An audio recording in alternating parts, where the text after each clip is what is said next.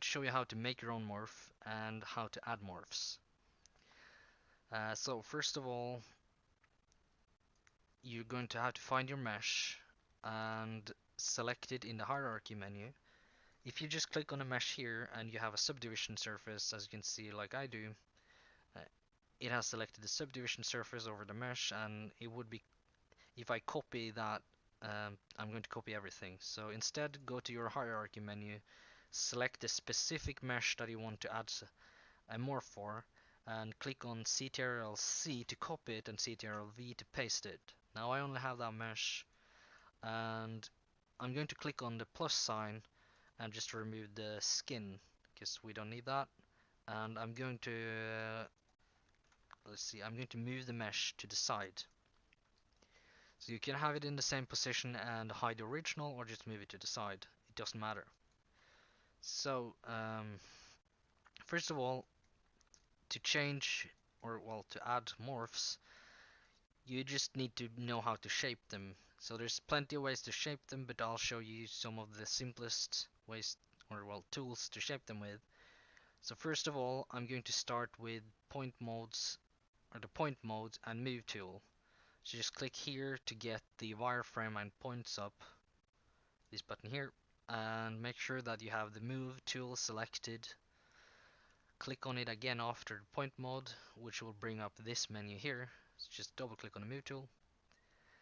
I have soft selection up, as you can see, so make sure that is the menu that is active. And so first of all, if you don't have soft selection on, you can move one vertex at a time, or you can select more of them. Let's see, you can select more of them like this and move those at the same time. However, if you turn on soft selection, if you click on enable here and click on this vertex, you can see that this area is yellow and you are now affecting other vertices. You're affecting this one the most, and this one slightly, and this one not at all, which is what is nice with soft selection. So if I go to fingers, I'm going to show you a nice little trick here. First of all, if you're using default settings with soft selection and you click on this finger here and you want to shape it and you move around, you're going to see that you affect both fingers. This setting can be nice in many ways, but for fingers, as you can see here, if I only want to work on this one, I'm going to have to click on surface here and check that box right beneath enable. So now I can just work on this one finger, and I can turn up my settings to 12, and I'm still mostly just working on that one finger. However, as you can see, it's creeping up here and starting to affect this area. So if you don't want that, find for example 8, and it's not affecting that far. So just basically play around with the radius. Uh, the strength I always have at 100. I don't see a big reason as to why you would change the strength, since you can just change the radius. And again, surface basically affects just the closest points. Same as if you go up to the lips. If I have surface on, I'm only going to affect the bottom lip. Let's see if I go to 4. I'm only affecting the bottom lip here. I'm not even affecting the teeth beneath. If I turn off surface, I'm going to affect both. So with that out of the way, we're going to look at the sculpting tools, or at least one of them. Basically in the top corner, I should probably say this too. Make sure that you have nothing selected when you start working on the sculpting tool. Because if you have, for example, one vertex selected and you open the sculpting tool, you are only going to be able to sculpt on that one selected area. So if you want to only sculpt on the head, you can technically, let's see, put up the lasso tool, you can technically just choose all of the head and open the sculpt tool in the sculpt drop down menu and the brushes, and click on these dots here to cut off the menu. Go to the grab tool, and you should not be able to at all grab the rest of the body. So to get rid of that again, go back to the move tool and click anywhere that isn't on the model, and now nothing is selected. So when nothing is selected, go back to the grab tool, and as you can see, it's working pretty much uh, like soft selection on the move tool. Let's see if I go here. I am now selecting all of the fingers, as you can see. So to get back to that mode where I can just work on that one finger, you now have surface distance, which lets you work on that one finger, or well, the closest point of your mesh. Same goes for the mouth. If I make it smaller, let's see. So this is very nice for modeling.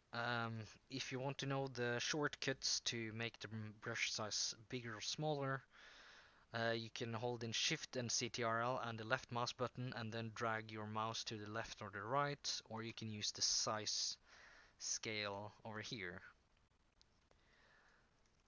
So that is the basics. There's a lot of different brushes here, as you can see. This is flattening the area, and you can use that one. The only tool that you shouldn't be using, or well, the only tools that you shouldn't be using is tools that cut into the mesh. If you add more, well, points slash lines or topology to your mesh, it will fuck up well, it will fuck up the morph basically. I think in Cinema 4D that I think you can cut into the model and still morph it, but it will look weird. In other programs like 3ds Max and Maya, if you cut into the model, you can't, like the morph won't work at all. You can't even add it. So keep that in mind. Like using the sculpt knife tool is not gonna. You shouldn't be using that, but you can use the smooth, for example, and you can use the grab tool, and you can use the inflate tool, which is just gonna inflate stuff. So I guess if you want to poorly inflate the breasts, you can do that. Oh my god, that's beautiful. I'm just gonna keep that for this example. So that is a quick roundabout for the move tool and the sculpting tools. You're going to have to look more into those yourself. So to get out of point mode, just click on the model mode here in the top left corner.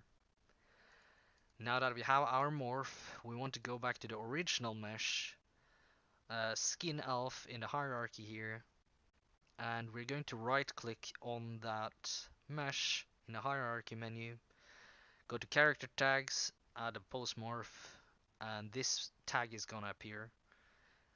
Now this menu opens by default, but if you somehow manage to click out of it, you can just double click on the tag again and it's going to come back.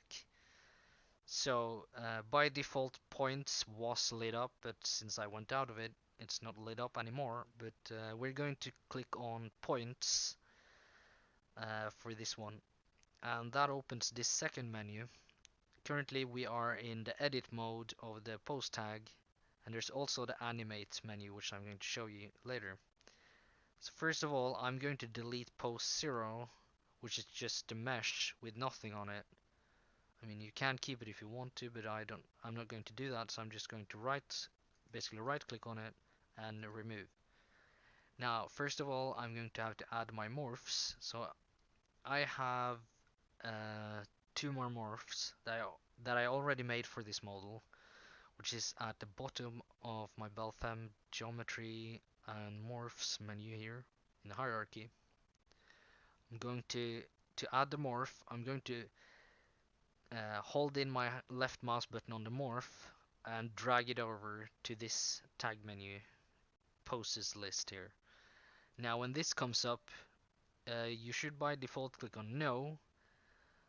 If you click on yes, you can only have one morph active at the same time. If you click on no, you can basically mix morphs. So like I said, absolute, which is yes, would make it so that you can only use one morph at a time, and relative, which is no, lets you use more than one at the same time. So I'm just going to click on no, and now my huge boobs morph is added.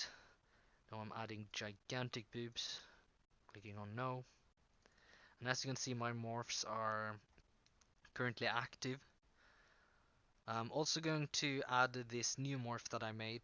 I'm going to first rename it since it has the same name as the original mesh, so I'm going to name it morph breast, I guess. When I've done that, I'm going to go back to the postmorph tag, which is this blue dumbbell looking thing on the original mesh. Double click on it. Now I'm going to hold down my my left mouse button on the morph breast and add it to the list and click no. Now that all of my morphs are added, we want to go. Actually, I'm going to show you one more thing. If you by mistake clicked on yes when you added your morph, you can easily change this by, if you look at this mixing drop down menu here, and go from absolute to relative basically. So just click on whichever morph was absolute, go to mixing and make it relative. And as you can see, the morph that you have selected in the list is going to show. So it basically just shows you how it looks. Uh, right now the morph technically isn't on unless it's unless I mean sorry it isn't on. It's just showing you the preview of the morphs. To turn on the morph or start mixing them, you go from edit mode to animate mode. So just click here. Now as you can see, all of the morphs are on at the same time and it looks awesome, but if you don't want to mix all of them, just go to these sliders here and slide them down to whichever number you want them on. So if I want, let's see, I want a tiny bit bigger boobs, probably better for this slider, and I want to fuck up the left breast because reasons. So as you can see, both work at the same time, and if I want to, I can just hide this. So I'm going to make these traffic lights red. And let's see, I believe I can also delete the morph, and it should still work. Let's see. Yeah, so even if you delete the morph, it still works. I wouldn't delete the morph though, because if you want to, let's see, I'm going back to where I had it. I'm going to show it again. I do believe that you should be able to, let's see, work on the morph. If I make this active, I should be able to go back to this one, go back to point mode and change this. Let's see, go back to model mode. And this should update. Go back to edit mode. Morph breast.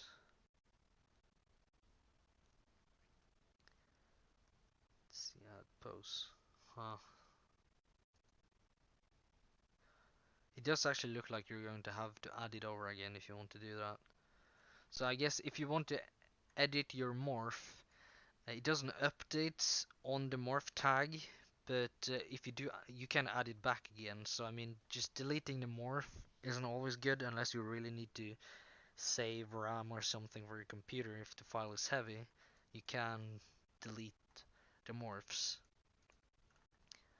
So anyway, that is how you add the morph and how to make your own morph. Obviously, you're going to have to spend some time to make good looking morphs, but at least now you have the basic tools on how to do it. I hope this tutorial helped. Take care.